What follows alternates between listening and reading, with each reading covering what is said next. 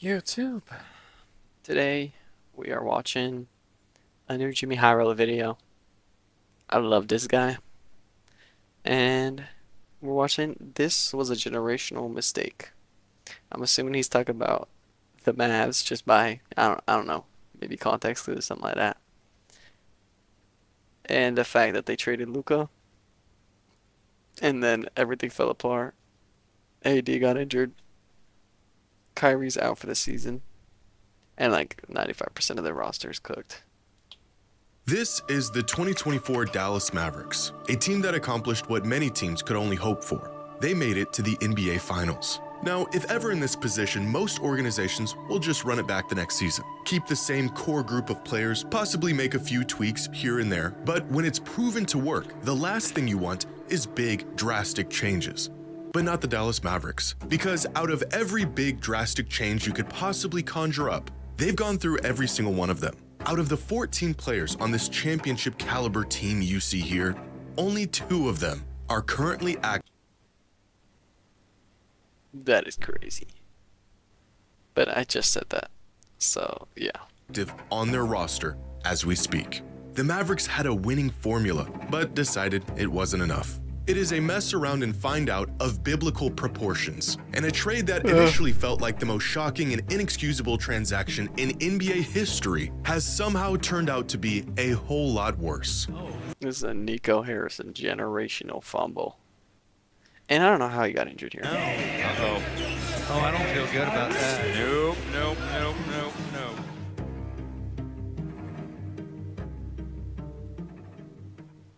Today's video is sponsored by SeatGeek. Whether you're looking for concert tickets or the best seats, 25 minutes.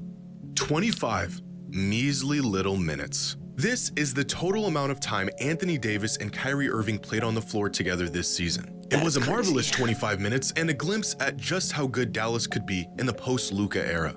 What would ensue over the next month is a series of events that would make even the most rational, level-headed sports fans believe in curses. Yeah, 5 weeks ago, when the Mavericks traded away Luka Doncic, the general consensus was that Dallas was trading away their future to win now. How in a matter of 5 weeks they've sacrificed both is a tale that will be told for generations. Since trading away their golden ticket, Dallas has lost Anthony Davis for the rest of the season to a thigh injury, they lost Daniel Gafford to an MCL sprain. In a 3-day span, they lost PJ Washington and Jaden Hardy to ankle injuries, Dante Exum to a foot injury, and Kyrie Irving out for the rest of the season after tearing an ACL. 70% of their rotation gone. And no generational super megastar to carry the load in the meantime. Under any other circumstance, a wave of injuries like this would be unbelievably bad luck. And that's really what it is. Just sheer bad luck. But it sure doesn't feel like it. No, I'm not a superstitious person. Doesn't feel like it. No, bad luck. They had 4 people get injured on the same day. That is crazy unlucky. They got Spencer and Clay and Max Christie. Caleb Martin But as well. it sure doesn't feel like it. No, I'm not a superstitious person. Everything that happens can be attributed to some rhyme and reason, some cause and effect. But when you throw your franchise player out of the building and call him a fat, lazy heathen before slamming the door in his face, bad luck is gonna look a little bit more like retribution. And it is so much worse than we could have imagined. Last season, the Mavericks roster played a total of 18,134 minutes on the court. That's the combined minutes of every player on their roster throughout the regular season. As of this week, only 10% of those minutes are on their active roster. 10%. That means 90% of all minutes from last season are not currently active or playing for the Dallas Mavericks. And many of these players will continue to be out for considerable time, if not the rest of the season. The returning 10% of playing time comes from their backup center, the 8th man, and a man that's been on a 2-way contract for the last 2 seasons. If you have a Mavericks fan in your life, check on them, see how they're doing. Because what has happened... I did. And it was sad, man. I can only wonder. Because I'm not in the same place. He moved away. I can only wonder what he's going through. Because this is sad. This is like 2020 Warriors sad. But even worse, because we had Curry. They got nobody. Nobody is here. They got a backup center, bro. Eighth man. A two-way. happened to them and their team is criminal. The only consolation to the Luka trade was that at least for the near future, the Mavericks would be in title contention with Kyrie and Davis. That they would be winning games while the Lakers were prepping Luka to take the torch from LeBron before he retires.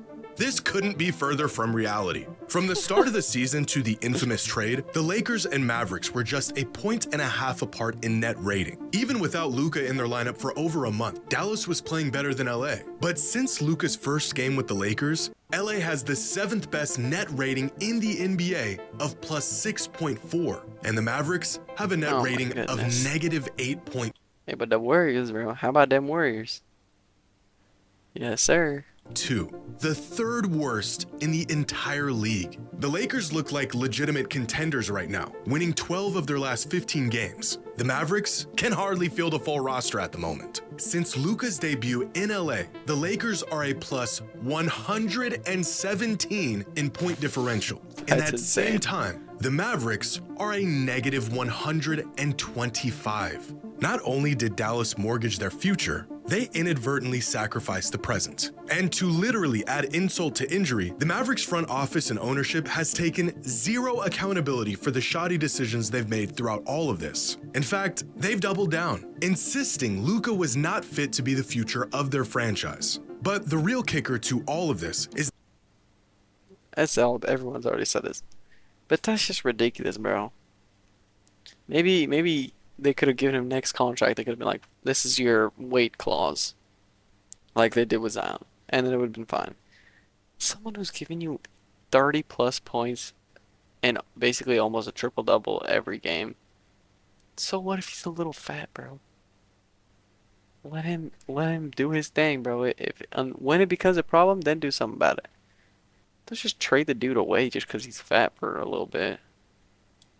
that in the one game that we saw how this team was intended to look, they played great. Even after Anthony Davis went down, Kyrie Irving stepped up and played some of the best basketball of his entire career, averaging 31 and 6 a game and carrying the offensive load for Dallas. But to pull this off, the Mavs had to play Kyrie far more than he ever has. Over the last month and a half, Kyrie played the most minutes per game of any player in the entire league. Not Running the out paint of into the desire, ground, but bro. out of necessity. The Mavs needed him to play as much as possible in the absence of Luka and then AD. Over that same time span, in the 5 games Kyrie didn't play and in the one he left early due to injury, the Mavericks went 1-5 and lost by an average margin of more than 20 points. It's impossible to know if Kyrie's injury was exacerbated by the excess minutes he was spending on the court. But playing an aging 33-year-old injury-prone point guard more minutes than he's ever played before feels like a catalyst. Losing AD in his first game with the team felt like the Like, bro, worst what are you case getting injured scenario. for? And then Dallas lost half of their roster. And then they lost the player who was single-handedly keeping them afloat. Which brings us here. And with a Dallas Mavericks team that doesn't share an ounce of DNA with the team that made it to the finals just last season. Now, you hate to see any player get injured regardless of the circumstance. The health of the players takes precedence over everything else that's going on. But the Mavericks specifically cited Luka's health as a major concern and one of the main reasons why they didn't see a future with him. The fact that directly following these statements, the Mavericks have been hit with one of the worst injury plagues we've seen in recent history, while Luka is absolutely obliterating every team he faces on 2 healthy legs, is a level of irony that is almost too strange to even believe. As if the basketball gods are punishing them for the rash and brazen treatment of their former star. A curse. When in reality, this is the result of trading away your best player, swapping him for a player who is often injured, working your remaining best player into the ground, and stumbling into a stretch of bad luck with absolutely no recourse. Right now, the outcry from Mavericks fans is enough to make anyone want to go and protest with them. You know it's These bad protests when are Wizards crazy. fans are offering you their condolences. To no fault of their own and against their wishes, in mere months, they went from cheering on Luka and Kyrie in the NBA Finals to watching their team dissipate and be reduced to rubble. And yet, despite their actually disappointment for how insane. all of this is I didn't even think about that. Freaking from finals to last seed. They're not, but they will be maybe. That's possible, impossible, but they'll be low. unfolded, Maverick fans are still as steady and passionate as ever, sticking by a franchise that has completely undermined them and their loyalty. But just this past week, the Mavericks offered their fans a token of appreciation, a gift to alleviate the recent betrayal they were put through by raising ticket prices 8%. Truly a masterclass of basketball Fire. mismanagement spearheaded by the Who are they going to watch? Klay Thompson? Max Christie? Caleb Martin, bro? There was no reason. I mean, I guess maybe like if I don't know, they got Luca back, you could raise it 8%. But for your freaking C team to be playing and you guys raise it is like ridiculous.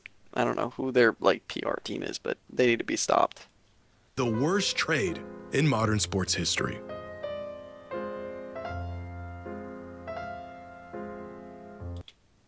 Alrighty. Moral of the story? Uh, if it ain't broke, don't fix it. That's all I got to say.